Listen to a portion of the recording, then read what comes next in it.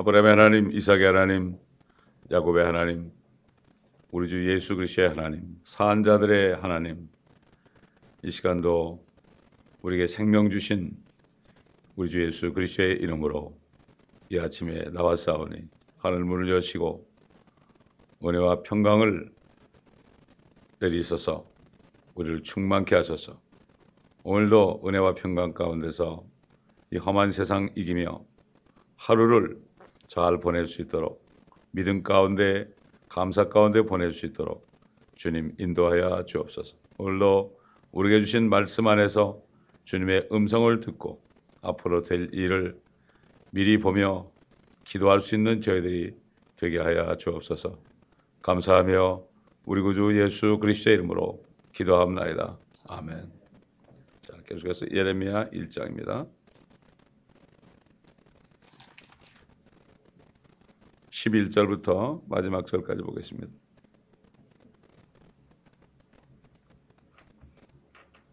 또 주의 말씀이 내게 임하여 말씀하시기를 예레미야야 네가 무엇을 보느냐 하시기에 내가 말씀드리기를 내가 아몬드 나무 막대기를 보나이다 하였더니 주께서 내게 말씀하시기를 네가 잘 보았도다. 이는 내가 내 말을 서둘러 실행하려 함이라 하시니라. 또 주의 말씀이 내게 두 번째 임하여 말씀하시기를 네가 무엇을 보느냐 하시기에 내가 말씀드리기를 내가 끓는 솥을 보나이다. 그 표면이 북쪽을 향해 있나이다 하였더니 주께서 내게 말씀하시니라. 북쪽으로부터 재앙이 땅의 모든 거민들 위에 임하리라. 주가 말하노라. 보라 내가 북쪽 왕국들의 모든 족속들을 부르리니 그들이 와서 예루살렘의 성문들 입구에 각자 자기 왕자를 정하고 그 주위의 모든 성벽과 유다의 모든 성읍들을 대적하리라. 나를 버리고 다른 신들에게 분향하고 그들 자신의 손으로 만든 것들에 경배했던 그들의 모든 사악함으로 인해 내가 그들에 대하여 나의 심판을 발할 것이라. 그러므로 너는 네 허리를 능이고 일어서서 내가 너에게 명한 모든 것을 그들에게 말하라. 그들의 얼굴을 보고 낙담하지 말라. 그래야 내가 그들 앞에 너로 부끄러움을 당하지 않게 하리라.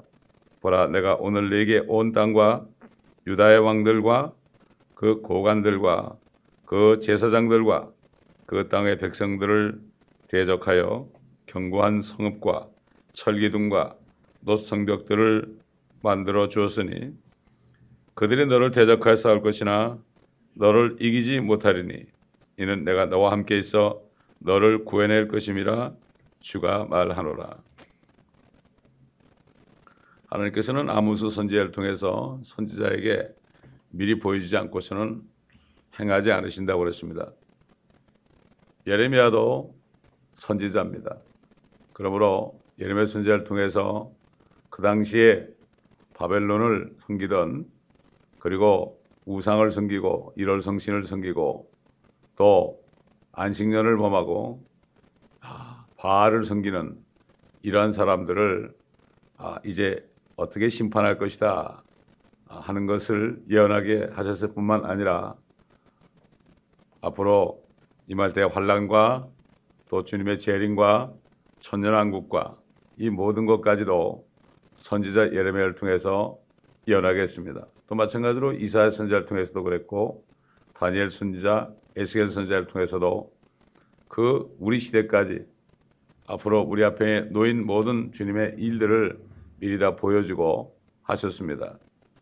그렇기 때문에 선지자, 율법과 선지자는 요한까지다 그랬습니다. 다 하셨다는 얘기입니다. 그리고 주님도 부활하셔가지고 모세율법과 선지서와 시편에 나에 관하여 기록된 모든 말씀이 이루어져야 한다는 말이 바로 그 말이다. 그리스도가 고난을 받고 죽은 자 가운데서 다시 살아날 것이며 너희는 여기에 증인이다. 너희는 내 증인이다. 그러면서 예루살렘으로부터 모든 민족에게 회개와 제사함이 선포되리니 너희는 이 일의 증인이다. 이렇게 주님이 말씀하신 것을 볼 수가 있습니다. 여기 보면은 내 말을 서둘러 실행하려 함이라. 서둘러 실행하려 함이라. 이 말씀, 우리가 이 말씀을 들을 때 이 세대가 바로 지금 주님의 마음이 아닌가. 이사야 63장 보면은 주님이 오실 때 너무 분해가지고 너무 부원에 차 있다고 그랬습니다. 왜냐하면은 주님이 수천 년 동안은 기다렸는데 사람들이 그분을 믿지 않고 대적하고 이런 걸 볼 때 화가 나 있습니다. 그러나 주님이 오시는 그 순간까지 한 사람이라도 하나님의 자녀로 되기 위하여 유대인이나 이방인이나 예수 그리스도를 믿고 하나님의 자녀가 되어서 하나님의 교회의 지체가 예수 그리스도의 지체가 되기를 원하시는 그 마음 때문에 지금까지 참고 계시는 거죠. 자, 그래서 이제는 그 심판이 북쪽으로부터 온다 그랬습니다. 끓는 솥을 본다. 끓는 솥을 기울여서 남쪽으로 향하게 되면은 어떻게 되겠습니까? 끓는 물 속에 사람들이 들어가면 어떻게 되겠습니까? 다 죽겠죠. 그렇기 때문에 근데 이상하게 하나님의 심판은 북쪽으로부터 옵니다. 에스겔을 통해서 예언할 때도 대환란 때 북쪽에 있는 러시아가 대장이 돼가지고 모든 모슬렘 국가들 이디오피아, 리비아 또 그 다음에 터키 이런 나라들 족속들 도갈마 족속들 이게 바로 터키죠. 이런 민족들을 이끌고 북쪽으로부터 이스라엘을 침공할 것을 에스겔 선지자를 통해서 말씀하신 것을 우리가 알 수가 있습니다. 참 북쪽이다. 항상 북쪽입니다. 한국도 지금 한국 기독교가 참 변질될 대로 변질되어서 우리가 다 아듯이 이제는 WCC 본부가 한국에 있을 정도로 이렇게 되어 있는데 남한 북쪽에도 지금 누가 있습니다. 지금 북쪽에 있습니다. 이상하게 공산권 나라들은 말이죠. 되게 북쪽에 다 있어요. 북쪽에 있습니다. 그렇기 때문에 이 북쪽으로부터 끓는 솥이 보인다. 북쪽으로부터 재앙이 땅의 모든 거민들에 임할 것이다. 이렇게 말씀하셨습니다. 근데 하나님의 보호자가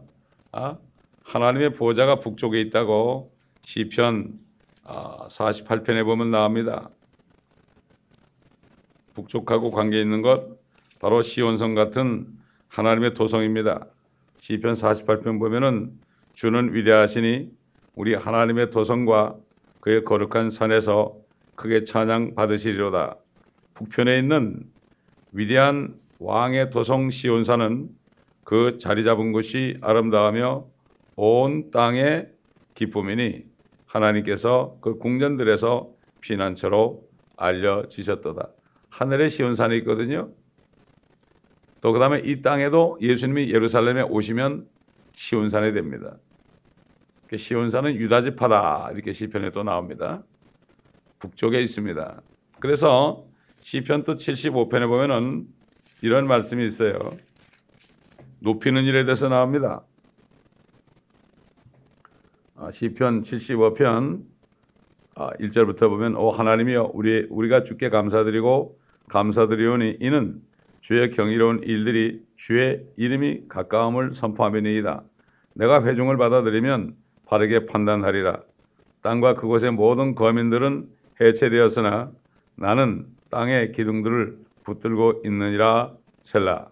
내가 어리석은 자들에게 말하기를 어리석게 행하지 말라 하였고 악인들에게는 뿔을 들지 말라 하였도다. 너희 뿔을 높이 들지 말고 곧은 목으로 말하지 말라. 이는 높이는 일이 동쪽에서나 서쪽에서나 남쪽에서 오는 것이 아니기 때문이라. 이게 뭐죠? 높이는 것은 동, 서, 남이 아니라 북쪽으로부터 온다. 하늘 보좌로부터 온다. 하나님께로부터 온다. 이런 얘기죠. 오직 하나님께서 재판장이시니 그가 한 사람은 낮추시고 다른 사람은 세우시는도다. 주의 손에 한 잔이 있으니 그 포도주는 붉고 완전히 혼합되어 있도다. 그가 그것을 쏟으시니 지상의 모든 악인들이 그것의 찢기를 짜 마시리로다. 그러나 나는 영원히 선포하리니 내가 야곱의 하나님께 찬송하리로다. 내가 또 악인들의 뿔들을 모두 꺾을 것이나 의인들의 뿔들은 높이 들려지리로다. 북쪽으로부터 오시는 주님께서 의인들의 뿔은 높이 들리고 악인들의 뿔은 뽑아버릴 것이다. 이런 말씀 다 같은 말입니다. 결국 하늘과 땅이 예수 그리스도 안에서 하나가 되기 위해서 이제는 남은 것은 심판밖에 없습니다. 이스라엘을 위한 마지막 심판은 대환란 7년이요. 또 이방인들에 대한 심판도 그 마지막 기회를 주는 것이고, 그렇기 때문에 지금 이 순간은 바로 북쪽으로부터 이렇게 심판이 내려오기 직전에 우리가 살고 있기 때문에 하나님께서는 천년을 하루처럼 하루를 천년처럼 여기시고 오래 참고 계시기 때문에 하나님께서는 이 교회를 통하여 하나님의 교회들을 통해서 빛을 비치는 등대가 되어서 한 사람이라도 진리의 말씀 빛으로 들어오게 하기를 원하시는 겁니다. 그래서 10절, 16절 보니까 나를 버리고 다른 신들에게 분향하고 그들 자신의 손으로 만든 것들에 경배했던 그들의 모든 사악함으로 이내 내가 그들에 대하여 나의 심판들을 말할 것이라. 주님께서는 온전한 사랑을 받기 원하십니다. 온 마음을 다하고 성품을 다하고 뜻을 다하고 목숨을 다하여 주 너의 하나님을 사랑하라. 하나님은 질투하시는 하나님이라고 그랬습니다. 하나님보다도 내 아내나 남편을 더 사랑할 수 없고 하나님보다도 내 아들, 딸들을 더 사랑할 수가 없습니다. 하나님은 제1입니다. 어릴 때 하나님 제1주의란 말을 많이 들었어요. 하나님의 말씀 앞에서는 아무도 없습니다. 떠나라면 떠나야 됩니다. 아브라함 보고도 너 본토 친척 아버지 집을 떠나 그랬습니다. 그거 쉬운 게 아니거든요. 그 당시에 바벨론입니다. 바벨론 가장 강국 아닙니까 거기. 거기서 살고 있는데 떠나라는 겁니다. 만약에 저 여러분에게 LA를 당장 떠나서 아프리카로 가라 그러면 가겠습니까? 이게 보통 문제가 아닙니다 이거. 그렇기 때문에 하나님의 사람들은 그 미리 아시기 때문에 모태로부터 택한 사람들이죠. 그렇기 때문에 하나님께서 보고 있다가 부르시는 거죠. 때가 되면은. 그렇기 때문에 이 주님의 일이라는 것은 주님이 때가 될 때 부르실 때 순종해서 되는 거죠. 주님이 부르시지 않는데 내가 내 마음대로 할 수 없는 게 바로 하나님의 일입니다. 그렇기 때문에 지금 이스라엘 백성들이나 지금 마지막 때 교회들이나 비슷한 일을 행하고 있는 것을 우리는 말을 안 해도 볼 수가 있습니다. 이제 뭐 배교가 다 목에 찼습니다. 데살로니가 교회 성도들이 참 모두가 하늘에 가서 주님과 함께 모이는 그날을 바라보면서 흥분하고 기다리고 너무 그러니까 사도 바울이 그날에 임했다고 너무 동심하지 말아라. 마음이 흔들리지 말아라. 그러면서 뭐라 하십니까? 배교가 이루고 또 멸망의 아들 죄의 사람이 나타나지 않고서는 그날, 즉 들림받는 그날이 오지 않을 것이다. 이렇게 말씀한 것을 우리는 기억합니다. 그래서 지금 17절 보니까 허리를 동이라고 그러고 일어서라 그러고 명한 모든 것을 그들에게 말하라. 근데 그들의 얼굴 보고 낙담하지 말아라. 달려들 거거든요. 낙담하지 말아라. 그래야만 내가 그들 앞에서 너로 부끄러움을 나지 않게 하리라. 참, 그러니까 이게 한 사람입니다. 한 사람. 그 당시에 예레미야 한 사람입니다. 한 사람 대 모든 이스라엘 백성들, 뭐 제사장들, 고관들 이런 사람들 한 사람입니다. 사실 시대적으로 보면은 하나님이 한 사람을 썼어요. 다니엘 한 사람을 썼죠. 이사야 한 사람을 썼죠. 예레미야 한 사람을 썼죠. 에스겔 한 사람을 썼죠. 하나님은 많은 사람을 쓰지 않습니다. 요셉 한 사람을 썼죠. 하나님은 많은 사람을 원치 않아요. 사실 보면은 우리가 같이 전도하는 교회들을 봐도요. 그 교회가 지금 벌써 어떤 교회는 12년째 가고 있고요. 어떤 교회는 10년째 가고 있어요. 우리가 같이. 물론 요즘 동행하지 않고 각각 다른 지역으로 가지만은 이게 만나보면은 한 사람이 한 사람. 그 한 사람 때문에 수십 명씩 하는 거예요, 지금까지. 한 사람 때문에. 그렇습니다. 그렇기 때문에 주님 뭐라 했죠? 두세 사람이 내 이름으로 모인 곳에 내가 그들 중에 함께 있느니라. 오늘날도 마찬가지입니다. 한두 사람을 통해서 하나님의 일을 하시는 분입니다, 여러분. 이걸 알아야 됩니다. 수많은 대중을 사용한 적은 없습니다, 지금까지. 절대로 없습니다. 이걸 우리가 바로 알아야 됩니다. 그렇기 때문에 우리는 나 하나만이라도 주님께 쓰임받겠다는 이러한 믿음이 있어야 됩니다. 나 하나쯤이야 하는 사람은 죽을 때까지 해도 절대로 인정받지 못하고 대중사에 끼어가지고 군중 심리 속에 끼어가지고 아버지 하나님의 음성을 듣지 못하고 순종하지 못하는 이런 것을 볼 수가 있습니다. 요즘 보면 되게 사람들을 보고 그래, 여기 사람이 좋은 사람이 많구나. 이걸 보고 감동을 하지만 주님이 거기 계신 것을 정말 아는 사람은 별로 없어요. 예배 드릴 때도 주님이 임재하신 그 영광을 보는 사람은 별로 없다고요. 이런 시대에 우리가 살고 있습니다, 지금. 주님께서는 너를 그들이 대적하여 싸울 것이지만 너를 이기지 못한다. 내가 너와 함께 있는다. 주님이 나와 함께 있으면 되는 거예요. 나와 함께 있으면 되는 거예요. 사도 바울이 그랬잖아요. 약한과 모욕과 궁핍과 박해와 공경을 내가 그리스도를 위해서 기뻐한다고 그랬잖아요. 왜? 주님이 함께 하시니까. 배를 타고 가다가 파손이 돼서 죽을 지경이 됐는데 주님이 나타나가지고 걱정하지 말라고 그랬거든요. 그러니까 사람들에게 절대 걱정하지 말라고 이렇게 전해준 겁니다, 여러분. 그 한 사람 때문에 모든 사람들이 주의 말씀을 듣고 살았습니다. 마찬가지입니다. 교회에서도 나 하나만이라도 주님의 음성을 듣고 내가 성도들에게 권면할 것이다. 누가 시험에 들거나 누가 낙담하거나 그럴 때 내가 정말 그들을 권면하고 내가 그들에게 힘을 줄 것이다. 이런 사람이 몇 사람만 있어도 교회는 든든한 거죠. 그래서 2장에 넘어가 보면은 또 주의 말씀이 임했습니다. 가서 예루살렘의 귀에 외쳐 말하라. 주가 이같이 말하노라. 외쳐 말하라 그랬어요. 외쳐 말하라.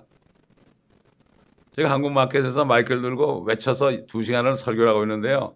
어떤 자매가 와가지고 이런 얘기를 해요. 자기가 오늘 선지서를 읽고 있는데 선지자들이 다 외쳤다는 거예요. 밖에 나가서 사람들을 향해 외쳤다는 거예요. 요즘은 왜 이렇게 외치는 사람이 없나? 외치는 사람이 없나? 그러고서 이상하네요. 이렇게 기도하고 나왔는데 시장을 보려고 이렇게 안에 들어가 있는데 밖에서 막 마이크 소리가 나더래요. 그래서 와가지고 그 간증을 하는 거예요, 이분이. 그 간증을 하는 거예요. 그렇기 때문에 우리는 외쳐 말하라 할 때는 외쳐 말아야 됩니다, 여러분. 잠잠하게 있으라 할 때는 잠잠히 있어야 됩니다. 그렇기 때문에 이 교회는 지금까지 그런 과정을 다 거쳐가지고 왔습니다. 요즘에는 이제 마지막 때 이 하나님의 말씀을 온 세계에 전파하는 이 일을 하라고 그래서 그 일에 지금 집중하고 있는 것입니다. 외쳐 말하라. 주가 이같이 말하노라. 내가 너를 기억하라니 즉 네 젊은 시절의 친절과 네 정혼할 때의 사랑이니 그때 네가 씨 뿌리지 못한 땅 광야에서 나를 쫓았느니라. 처음에 가나안 땅에 들어왔을 때는 잘했죠, 이 사람들이. 정말 잘했죠. 그런데 그때 이스라엘은 주께 거룩함이었고 그의 산물의 첫 열매들이었으니 그를 삼키는 자는 모두 죄를 범하게 되어 재앙이 그들에게 임할 것이라 주가 말하노라. 그리고 야곱의 집아 이스라엘의 집의 모든 족속들아 너희는 주의 말을 들으라. 그러면서 이제 책망에 나갑니다. 그렇게 했는데 너희 조상들이 내게서 무슨 죄악을 보았기에 그들이 내게서 멀리 떠나 험한 것을 쫓아 행하여 험하게 되었느냐. 내가 너에게 무슨 죄를 졌느냐. 우리 주님이 우리에게 죄 진 적이 있나요? 없습니다. 그런데 많은 사람들이 시험에 드는 게 뭐죠? 시험에 드는 거는 주님이 나한테 잘못했다는 거예요. 주님이 나한테 이럴 수가 있냐 이런 얘기죠. 또 어떤 사람이 나에게 어떤 행동을 하고 말을 할 때 저 사람이 나에게 저럴 수 있냐 이거죠. 주의 종이 나한테 이룰 수 있냐 이거죠. 이런 것들입니다. 이게 좀. 내가 너에게 죄를 진 적이 있느냐. 그들이 내게서 멀리 떠나 험한 것을 쫓아 행하여 험하게 되었느냐. 그들은 이집트 땅에서 우리를 이끌어내시고 우리를 인도의 광야를 통과하게 하시고 사막과 구덩이 땅을 가뭄의 땅과 죽음의 그림자의 땅을 아무도 통과하지 않은 땅과 아무도 거하지 않는 땅을 통과하게 하신 주께서 어디 계신가라고도 말하지 아니하느니라. 어디 계신가? 주님이 어디 계신가? 주님은 찾지 않는 거예요. 주님이 어디 계신가가 아니라 내 일이 왜 이렇게 안 되는가? 언젠가 잘 될 것인가? 이런 걸 찾는 거죠. 주님이 어디 계신가? 내가 어려움을 당할 때 주님이 어디 계신가? 이렇게 찾는 사람이 없다는 얘기입니다. 지금은 어떻습니까? 주님이 없어도 일만 잘 풀리면 되는 거고, 몸만 건강하면 되는 거고, 주님이 없어도 자식 잘 되면 되는 거고, 주님이 없어도 교회 숫자 많아지면 되는 거고, 똑같은 시대입니다, 지금. 그때나 지금이나 마찬가지입니다. 그래서 7절 보니까 내가 너희를 윤택한 땅으로 인도하여 그곳의 열매와 그곳의 선함을 먹게 하였으나 너희가 들어와서는 내 땅을 더럽혔고 내 상속 재산을 가증한 것으로 만들었도다. 바알을 섬기면서요. 그 자녀들을 그 바알의 제단에 바쳤잖아요. 근데 제사장들, 8절 보니까 제사장들은 주께서 어디 계신가라고 말하지 아니하였으며 제사장들까지, 요즘 나라는 목회자들이죠. 제사장들도 주님이 어디 계신 상관이 없어요. 교회만 부흥되면 되는 거예요. 숫자만 늘면 되는 거죠.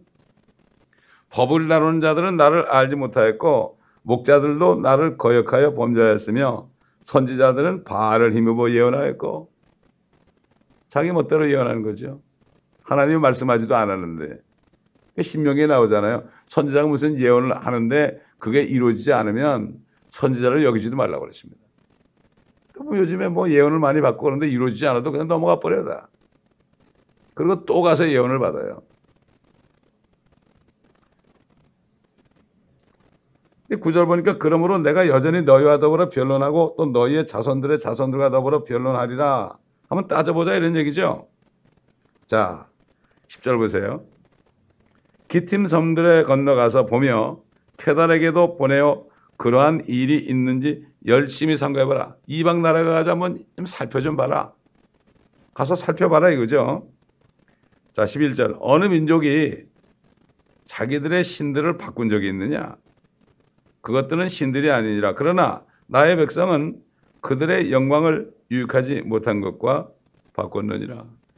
여호와 하나님 대신에 바알을 섬겼거든요. 세상의 불교 신자들이 말이죠. 부처를 바꾼 적이 있습니까? 저 모슬렘들이 알라 신을 바꾼 적이 있습니까? 부두교 신자들이 자기네 신을 바꾼 적이 있습니까? 없습니다. 근데 왜 너희는 왜 신을 바꾸느냐? 이런 일은 세상에 저 개달 같은 데란 말이죠. 이거야말로 정말 천한 사람들이에요. 천한 사람들입니다. 그래서 개달에 보내고 기팀 섬들 거기도 다 바알을 섬기는 데거든요. 바알을 섬기는 자들도 결국은 신을 바꾸지 않는, 너희는 왜 신을 나를 바꾸느냐? 여러분 주님이 뭐라 하십니까? 재물과 하나님을 겸하여 섬길 수 없다 그랬죠. 그래서 킹제임 성경에 보면 재물을 매몬이라고 그랬습니다. 결국 재물이란 건 뭡니까? 마귀가 예수님께 온 천하를 보여주면서 네가 나한테 한 번 경배하면 내가 이 모든 것을 내게 주리라. 이건 내게 넘겨진 것이다. 결국 재물이란 것은 말이죠. 주님이 오실 때까지 모든 재물, 물질계는 이 온 세상은 사탄이 법적으로 가지고 있는 거예요. 그가 심판을 받았죠. 그러나 그가 지팡될 때, 무저갱에 떨어질 때까지는 아직 그가 가지고 사람들에게 나눠주고 있습니다. 지금 세상 사람들에게 부를 나눠주고 있잖아요. 그러니까 보면은 이 미국 같은 나라도 영적으로 얼마나 무지한지 몰라요. 한국도 그래요. 한국 재벌그룹 가보면은 여러분 궁금하면 가보시라고요. 1월 1일 날 되면 그 빌딩 맨 꼭대기에 돼지다리 갖다 놓고 걷다가 돈 집어넣고 절하면 온 종업원이 전부 절합니다. 여러분. 전부 절합니다.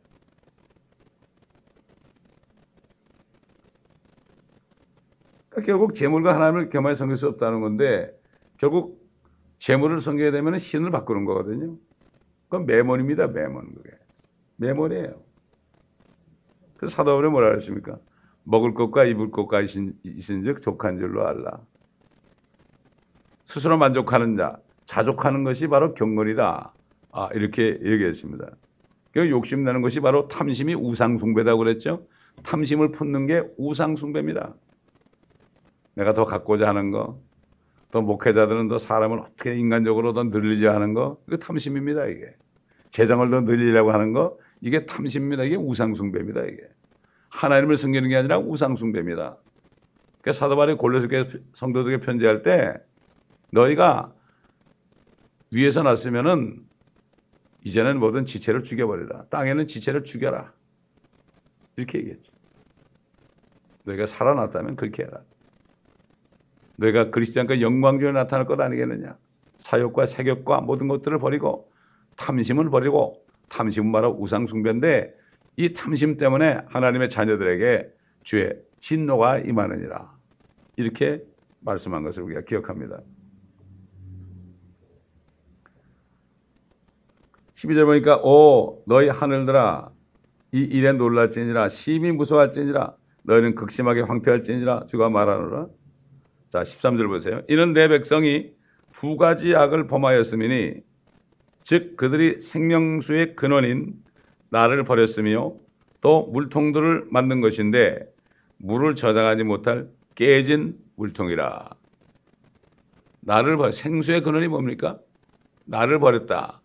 예수 그리스도가 바로 생수의 근원 아닙니까? 그분이 말씀 아닙니까?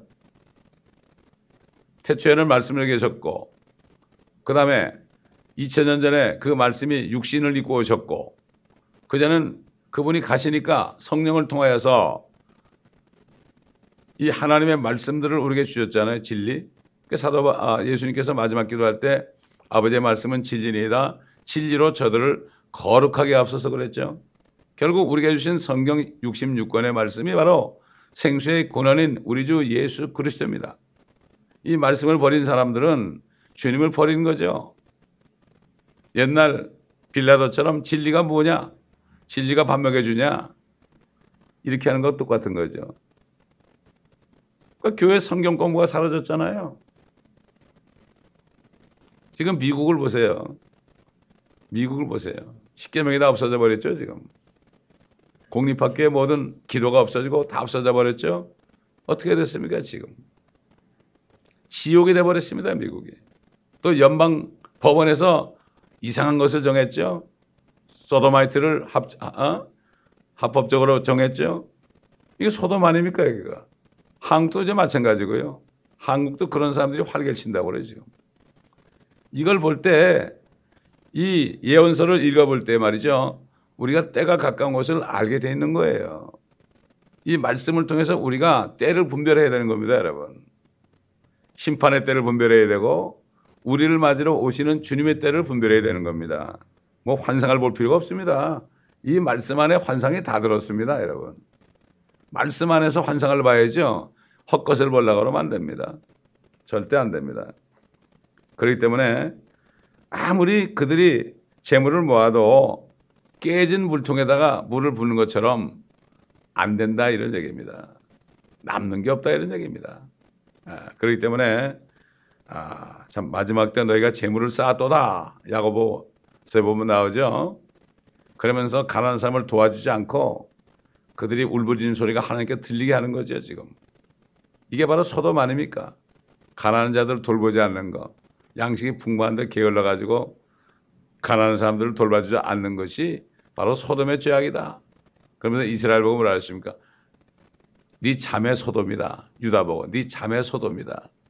너는 소돔보다 더 못하다. 오늘날 이 마지막 때가 지금 소돔보다 더 못한 겁니다, 지금 사실. 그렇게 돼버렸잖아요. 지금 교회들 보세요. 교회가 소돔아이트를만 목사를 세우고 그러잖아요. 더 옛날보다 더 그렇게 된 거죠. 그러니까 우리가 이 말씀을 쭉 공부하면서 보면, 쭉쭉 읽어가면서 보면 뭐 다르게 해석할 필요가 없습니다. 이 말씀 그대로 받아들여 보면 성령께서 조명하실 때 우리가 영적으로 지금 상태를 알고 우리 눈이 띄고 말이죠. 주님 오실 날을 준비하는 이러한 마음으로 허리를 동이게 되어 있습니다. 이 말씀을 증거하는 능력자들이 되게 되어 있습니다. 기도하겠습니다. 감사합니다. 오늘 아침에도 예레미야를 통한 예언의 말씀을 들을 때 오늘날이 마지막 때 우리가 이 모든 것들을 보고 있는 것을 다시 한번 알게 하셨으니 감사를 드립니다. 정신을 차리고 정말 주님 말씀대로 내가 속히 오리라 하신 말씀, 또 내가 줄 상이 너에게 있어서 너희가 행한 대로 내가 갚아주리라고 말씀하신 주님, 아버지, 이제는 우리가 하나님의 나라 안에 있으니 이제부터는 세상을 바라보지 않고 그 나라 안에서 주시는 유업을 바라보며 아버지 하나님 흔들리지 않고 견고하고 흔들리지 않고 주의 일에 힘쓰는, 주의 일을 넘치게 하는 우리 모든 성도들이 될 수 있도록 도와주옵소서. 감사하며 우리 주 예수 그리스도의 이름으로 기도합니다. 아멘.